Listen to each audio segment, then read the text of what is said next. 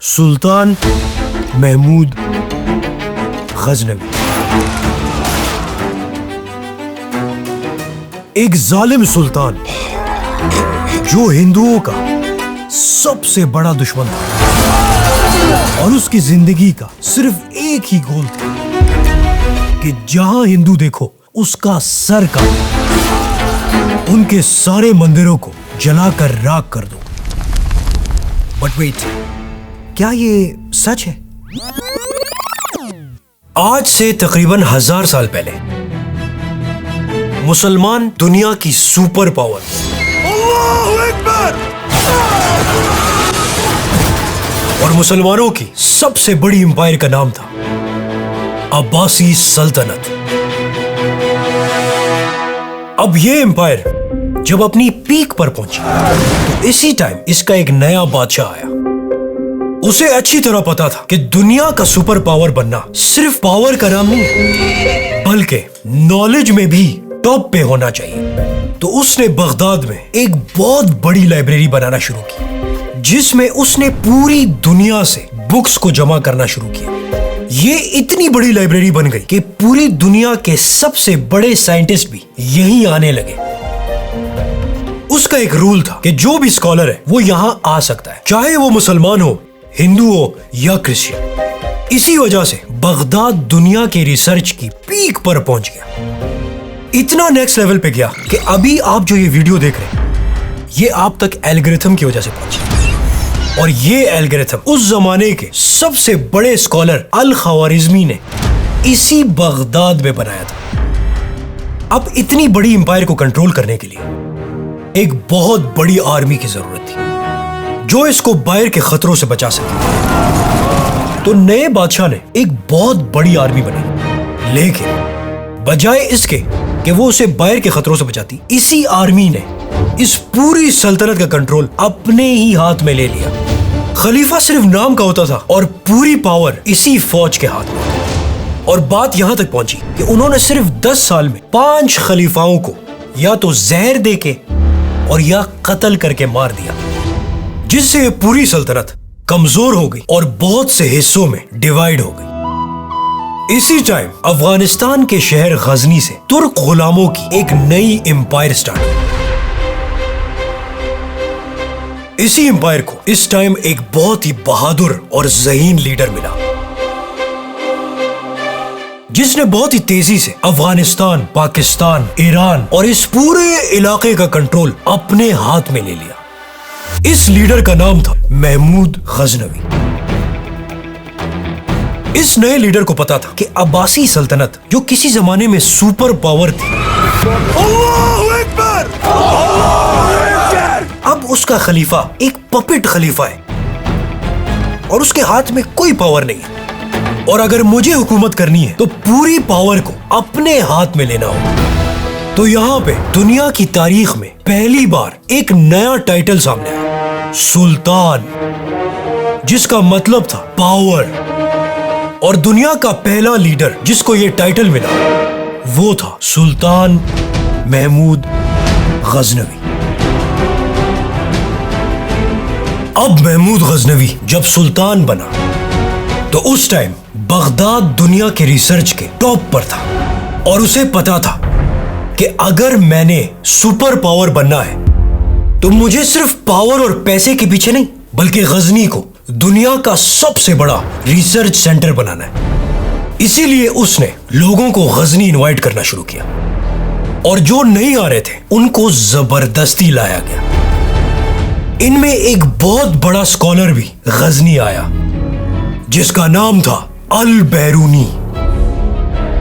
अल बैरूनी उस वक्त पूरी दुनिया के साइंस और रिसर्च में सबसे टॉप पर था।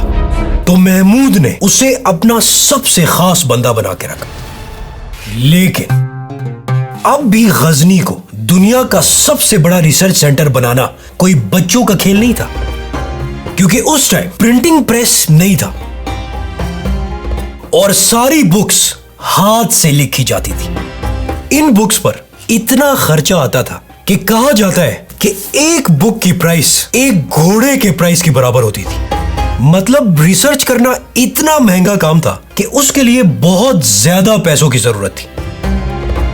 और यही महमूद गजनवी की जिंदगी का सबसे बड़ा चैलेंज था। अचानक उसकी नजर हिंदुस्तान पर पड़ी। उस वक्त दुनिया के पूरे पैसों में से 30% पैसा हिंदुस्तान में पड़ा हुआ था। लोगों ने इन पैसों को सेव करने के लिए हिंदुस्तान के मेन सिटीज में बड़े बड़े बैंक्स बनाए हुए थे। हिंदुस्तान के बड़े बड़े बादशाह और बड़े बड़े बिजनेसमैन अपना सारा पैसा और गोल्ड इन्हीं बैंक्स में रखते थे। और इन सब का एक सेंट्रल बैंक था जिसका नाम था सोमनाथ मंदिर।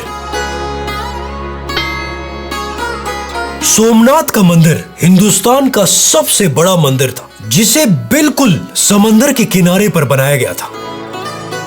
और इसमें हिंदुओं का सबसे बड़ा बुद्ध था। और वो इतना बड़ा था जैसे कि एक बिल्डिंग में 2 फ्लोर्स होते हैं। समंदर की वेव्स इस मंदिर से आके लगती थी और हिंदू कहते थे कि ये समंदर सोमनाथ के कदम छूने के लिए आता है। इस मंदिर में 56 पिलर्स थे जो सोने से बने हुए थे। Everything has been created in gold, pure gold. और इस मंदिर की सारी लाइटिंग छोटे छोटे लैंप से की गई थी। वो लैंप्स भी सोने से बने हुए थे। इसके बिल्कुल दरमियान में एक बहुत बड़ी बेल को भी सोने के बहुत ही बड़े बड़े चेन से लटकाया हुआ था। इस बड़े से बुद्ध के इर्द गिर्द तकरीबन 1000 से ज्यादा और बुद्ध भी थे। और ये सारे बुद्ध सोने और चांदी से बने हुए थे। मंदिर के दरवाजे का पर्दा भी सोने से बनाया हुआ था, जिसकी जालियों में डायमंड और ज्वेलरी लटकी हुई थी।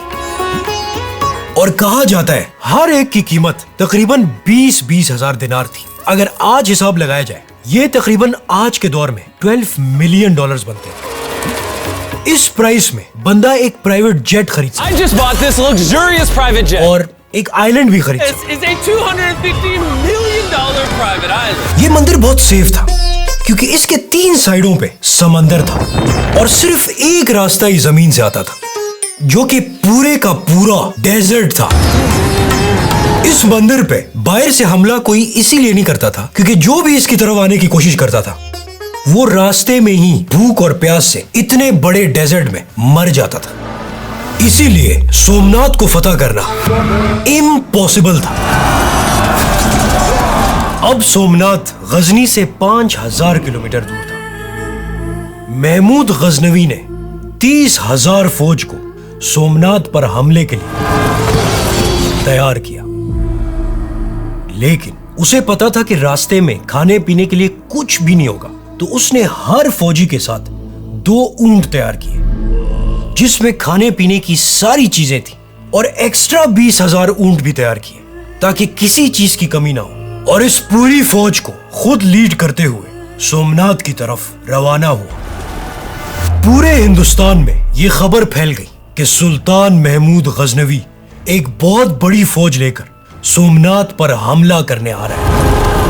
रास्ते में हर शहर को पता था कि महमूद गजनवी से लड़ना इम्पॉसिबल है क्योंकि वो अपनी जिंदगी में कोई जंग भी नहीं हारा।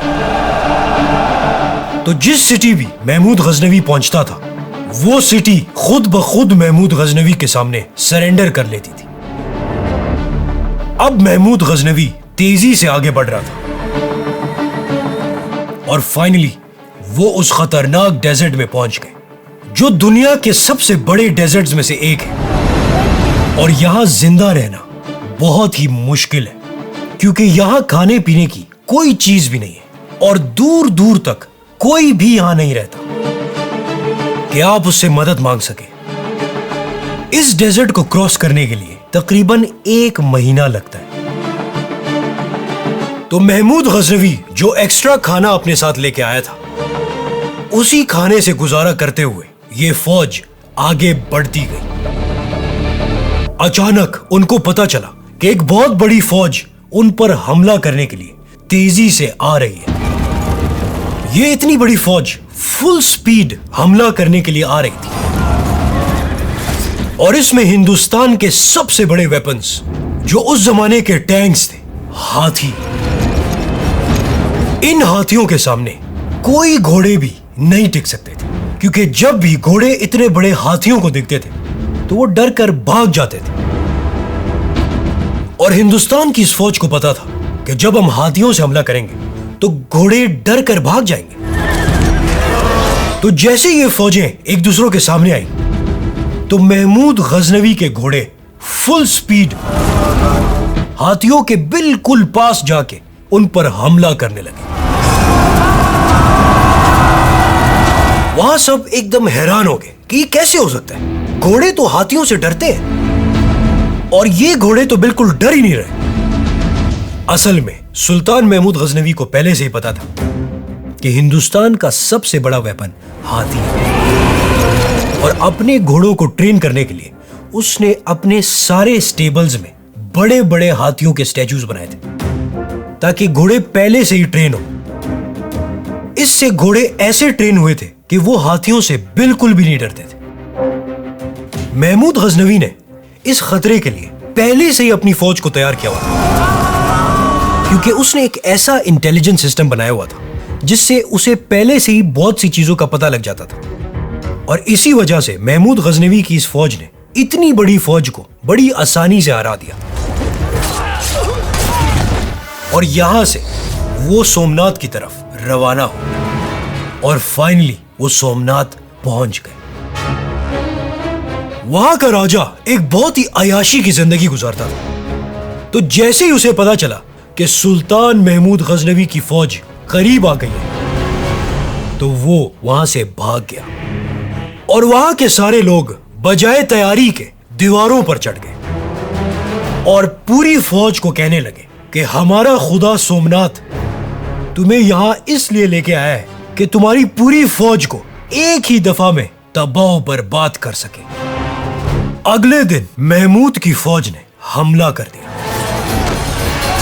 और दीवारों तक पहुंच गए। लोग ये देखकर दीवारों से नीचे उतर गए और सोमनाथ से मदद मांगने लगे। वहां महमूद गजनवी की फौज दीवारों पर चढ़ गई। राजा तो भाग गया था, लेकिन कुछ फौज वहां पे आके लड़ने लगी। पूरे दिन बहुत सख्त जंग हुई और शाम को ये दोनों फौजें अपने कैंप्स में वापस चली गई। तीसरे दिन सोमनाथ की मदद के लिए पीछे से बहुत बड़ी फौज आ गई और बहुत सख्त जंग के बाद महमूद गजनवी ने आखिरकार इस फौज को हरा दिया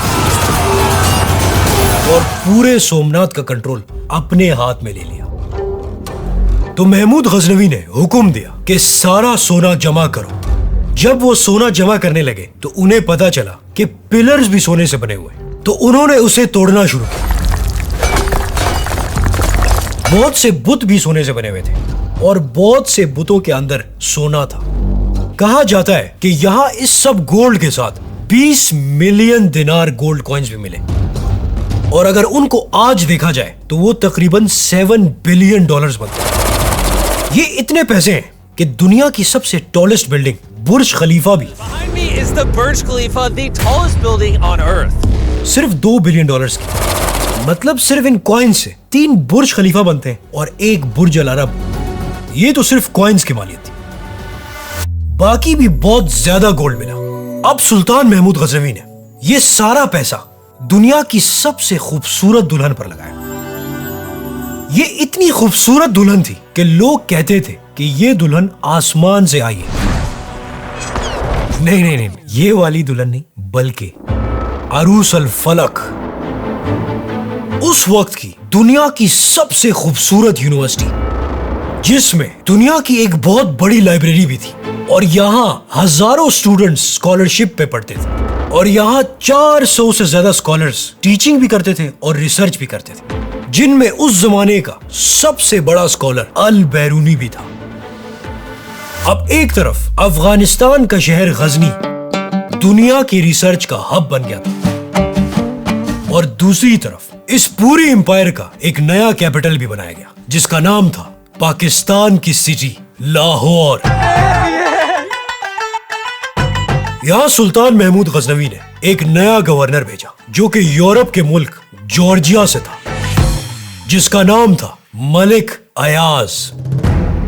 अयाज लाहौर का पहला मुसलमान गवर्नर बना और उसने यहां एक ऐसा सिस्टम बनाया जिससे हिंदू और मुसलमान दोनों यहां पे बेस्ट तरीके से बिजनेस करने लगे। ये दोनों सिटीज इतनी टॉप पर गई कि अफगानिस्तान का गजनी उस जमाने में ऐसा था जिस तरह आज यूएस के कैलिफोर्निया में सिलिकॉन वैली, जहां Apple, I've been looking forward to for 2.5 years. Meta Our company is now Meta. और गूगल जैसी दुनिया की बड़ी बड़ी कंपनीज हैं। to hundreds of millions of users. और ये वीडियो जो आप इस टाइम YouTube पे देख रहे हैं, ये भी इसी गूगल का है, Zero sum game to me. जो आज मुझे आपसे कनेक्ट करा रहा है। दूसरी तरफ पाकिस्तान का लाहौर भी इस जैसी एक नेक्स्ट लेवल सिटी बनी, जिसके पास ही एक पहाड़ पर अल-बैरूनी ने खड़े होकर दुनिया का पूरा साइज कैलकुलेट किया, जो इतना एक्यूरेट था आज बड़े बड़े सैटेलाइट से जब इसे कैलकुलेट किया गया तो वो ऑलमोस्ट सेम है। मतलब आज से 1000 साल पहले ये एम्पायर इतनी एडवांस हो गई थी कि इन्होंने इतनी सही कैलकुलेशंस की थी। अब क्वेश्चन ये है कि क्या महमूद गजनवी हिंदुओं का दुश्मन था? नहीं, क्योंकि जब वो सोमनाथ की तरफ जा रहा था, रास्ते में तकरीबन 10,000 से भी ज्यादा टेंपल्स थे, उसने एक टेंपल को भी नहीं तोड़ा। destroyed any 4-5 temples on the way in the beginning and I would have gone back. उसने गजनी में हिंदुओं के लिए अलग क्वार्टर्स बनाए थे जहां पे वो सेफ अपनी इबादत करते थे। उसकी अपनी फौज में बड़े बड़े जनरल्स भी हिंदू थे And out of these 12 generals, 5 of those generals were Hindu. और कहा जाता है कि महमूद गजनवी की जिस फौज ने सोमनाथ पे हमला किया था उसमें 30% फौजी हिंदू थे 35% of the soldiers were Hindu. और 800 साल तक हिंदू और मुसलमान यहाँ पे अमन के साथ रहे। लेकिन 800 साल बाद यहाँ पे एक नई एम्पायर आई जिसका नाम था the British empire. We shall never surrender! British empire को पता था कि अगर मुझे हुकूमत करनी है तो मुझे मुसलमानों और हिंदुओं को आपस में लड़ाना होगा। तो उन्होंने हिंदुओं को बताना शुरू किया कि ये जो मुसलमान है ये हजारों साल से तुम पे जुल्म कर रहे हैं और सिर्फ हम ही तुम्हें बचाने आए हैं। यहाँ का सारा माल लंदन लेके चले गए और यहाँ के लोगों पे बहुत ज्यादा जुल्म किया और पहली बार एक नई हिस्ट्री लिखी जिसमें हिंदू और मुसलमान को एक दूसरों का सबसे बड़ा दुश्मन बनाया और हिंदुओं को मुसलमानों का इतना खिलाफ किया कि हिंदुओं का गोल बन गया कि हिंदुस्तान के मुसलमानों को तबाह बर्बाद करना है। तो असल में ना तो हिंदू विलन थे और ना मुसलमान, बल्कि सबसे बड़ा लुटेरा British empire. Deeds of their loot in India while taking the Hindi word loot into their dictionaries as well as their habits. जिसने हिंदुस्तान के सारे माल के साथ साथ जो सबसे बड़ी चीज चुराई वो थी हिंदू मुस्लिम यूनिटी। सब्सक्राइब। आज से 1000 साल पहले अफगानिस्तान से एक नई एम्पायर स्टार्ट हुई जिसका लीडर था शहाबुद्दीन मोहम्मद गौरी, जिसने हिंदुस्तान पर हमला किया और यहां से पहली बार मुसलमानों की हिंदुस्तान में हुकूमत शुरू।